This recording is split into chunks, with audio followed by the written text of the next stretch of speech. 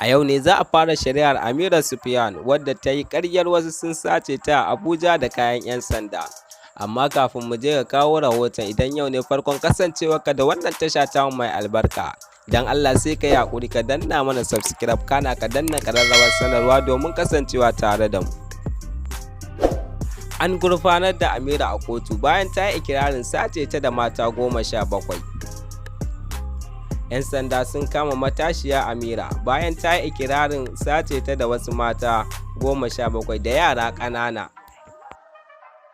Rundunar 'yan sandan Najeriya ta gurfanar da matashiyar nan Amira Sufyan wadda ta yi ikirarin cewa wasu mutane sun sace ta tare da wasu mata masu ciki.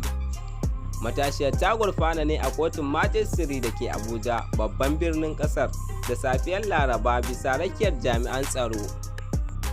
Daga cikin tuhume-tuhumen da suka yi mata, 'yan sanda sun zargi Amira da tayar da hankali da yi wa rundunar kage, saboda ta ce mutanen na sanye ne da kakin 'yan sanda.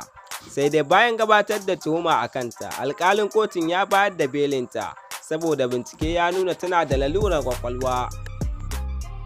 A ranar 14 ga watan Yuni ne Amira ta wallafa saƙo a shafinta na Twitter cewa wasu mutane sanye da kakin 'yan sanda sun yi awon gaba da su daga gidajen nasu a Abuja. Mu 17 ne, ciki har da masu ciki 3 da yara 2, amma ba su ga wayata ba, kamar yadda ta wallafa a shafin nata na Twitter. 'Yan watannin da suka gabata ma, wata matashiya ta yi makamancin wannan ikirari, inda har ta saka lambar wayan wanda ta ce shi ne ya je har gida don sace ta, kuma daga baya ta ƙaryata kanta. Amira na da lalura a kwakwalwarta. Lauyar da take kare Amira ta faɗa wa kotu cewa gwajin da aka yi wa wadda take karewa ya nuna cewa matashiyar na da lalura a kwakwalwarta. Bisa wannan dalilin ne kuma suka nemi kotun da ta ba da belinta, abinda mai shari'a ya amince da shi. Sai dai alƙalin ya sharɗanta wa Amira cewa wajibi ne ta dinga kai kanta ga rundunar 'yan sandan duk wata na tsawon shekara 1 don tabbatar da tana shan maganin da likitoci suka rubuta mata.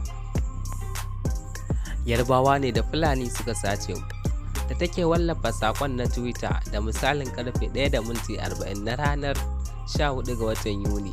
Amira ta ce mutanen sun sace su ne daga ɓangarori daban-daban na birnin Abuja. Ta ƙara cewa ta tura taswirar wuraren da 'yan bindigar suke wucewa da su ga abokan hulɗanta na dandalin WhatsApp don mutanen su dinga ganin inda aka kai su. Da take siffanta mutanen ta ce, Yarbawa ne 4 da Fulani 2, sun rarraba mu 7 ne a nan. Sun ce ɗaya motar za ta tafi Ilorin, mu kuma tamu za ta nufi Ibadan ko Ikeja kamar yadda suka faɗa. Wannan sanarwar da matashiyar ta wallafa ta jawo koke-koke da tir da Allah wadai daga ma'abota Twitter a tsawon wannan rana, inda aka dinga sukar gwamnati da jami'an tsaron Najeriya, kafin daga baya Amira ta zo ta ƙaryata kanta. Ku yi min afuwa, ƙarya nake yi. Kwana 3 da wallafa saƙon nata, rundunar 'yan sanda ta ce ta gano inda take, sannan kuma da alama ikirarin nata ba gaskiya ba ne. Rundunar ta ƙara da cewa tana binciken matashiyar, kuma za mu sanar da mutane sakamakon bincike da zarar hali ya yi. Sai dai kuma a ranar 20 ga watan Yuni, Amira ta ƙaryata kanta, tana mai cewa babu wanda ya sace ta. Da gangan na fita daga gida, na kai kaina waɗannan wurare, na shiga daji, kuma na galabaitar da kaina tsawon kwana 4, haka kawai. Ina neman afuwa, ku yi mani addu'a saboda ina buƙata, a cewar sabon saƙon da ta wallafa a shafin nata.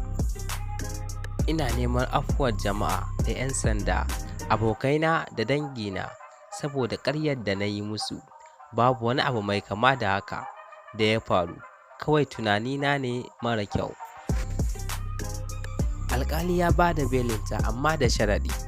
To duka anan muka zo ƙarshen labaran namu. Idan bidiyon da muka saka maka ya burge ka, sai ka danna mana alamar like. Idan kuma kana da wata sanarwa ko wata tambaya ko kuma wani ƙarin haske, za ka iya ajiye mana shi a akwatin comment.